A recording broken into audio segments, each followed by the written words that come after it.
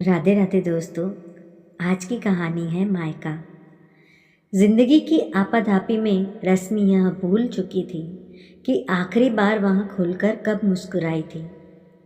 शादी के 4 सालों में उसने ससुराल के हर सदस्य की पसंद नापसंद को ही अपनी दुनिया बना लिया था।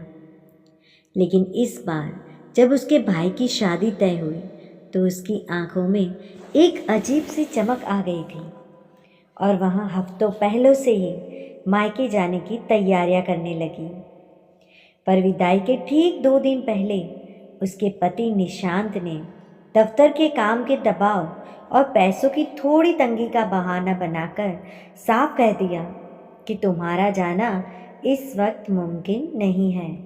तुम बस अपनी तरफ से कुछ पैसे और बधाई का संदेश भेज दो। निशांत का यह फैसला रश्मि के दिल पर किसी गहरे जख्म की तरह लगा। उसने न तो कोई बहस की और न ही कोई जिद, बस उसे चुपचाप अलमारी में रखे उन नए कपड़ों को वापस रख दिया जो उसने अपने भाई की शादी के लिए बड़े चाव से खरीदे थे, और खुद को फिर से रसोई के चूल्हे और चौके में झोंक दिया।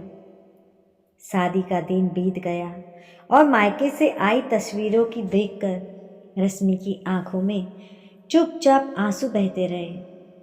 पर उसने निशांत के सामने अपनी तकलीफ कभी जाहिर नहीं होने दी। लेकिन इस खामोश दर्द का असर उसकी सेहत पर पड़ने लगा और वह दिन ब दिन कमज़ोर होती गई। एक दिन जब निशांत काम से घर लौटा तो उसने देखा कि पूरा घर अंधेरे में डूबा हुआ है।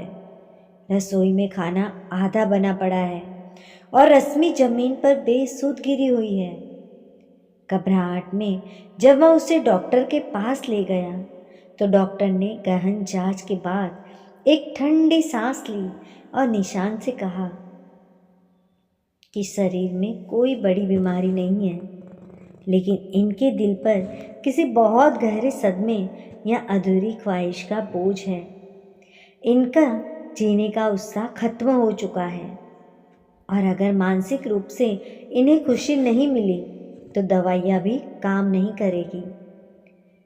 डॉक्टर के ये शब्द निशान के कानों पे पिघले हुए शीशे की तरह उतरे और उसे अपनी उस बूढ़ी माँ की याद आई जो अक्सर कहा करती थी कि बेटा, बहू जब अपने मायके जाती है तो वहाँ सिर्फ रिश्तेदारों से मिलने नहीं जाती, बल्कि वहाँ अपने बचपन की उन गलियों में अपनी खोई हुई ऊर्जा को ढूंढने जाती है, जहाँ उसे किसी बात की फिक्र नहीं होती। पत्नी को कभी उसके मायके से दूर मत करना, क्योंकि मायके की खुशबू एक औरत को अंदर से जिंदा रखती है। निशांत को अपनी रूखी और संवेदनशील सोच पर गहरा पछतावा हुआ। उसने महसूस किया कि पैसों और काम के चक्कर में उसने उस इंसान की आत्मा को कुचल दिया जो उसके लिए अपना पूरा संसार छोड़कर आई थी। वह रात भर रश्मि का हाथ पकड़कर रोता रहा और अपनी गलती की माफ़ी मांगता रहा।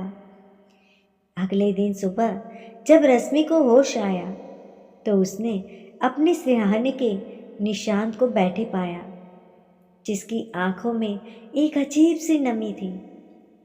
निशांत ने बिना कुछ बोले रश्मि के हाथों में उसके भाई के घर जाने का टिकट रख दिया और रोंदे हुए गले से कहा कि मुझे माफ़ कर दो रश्मि, मैं एक अच्छा मैनेजर तो बन गया पर एक अच्छा हम सफ़र नहीं बन पाया। चलो आज ही तुम्हें तुम्हारी माँ के पास छोड़ आता हूँ।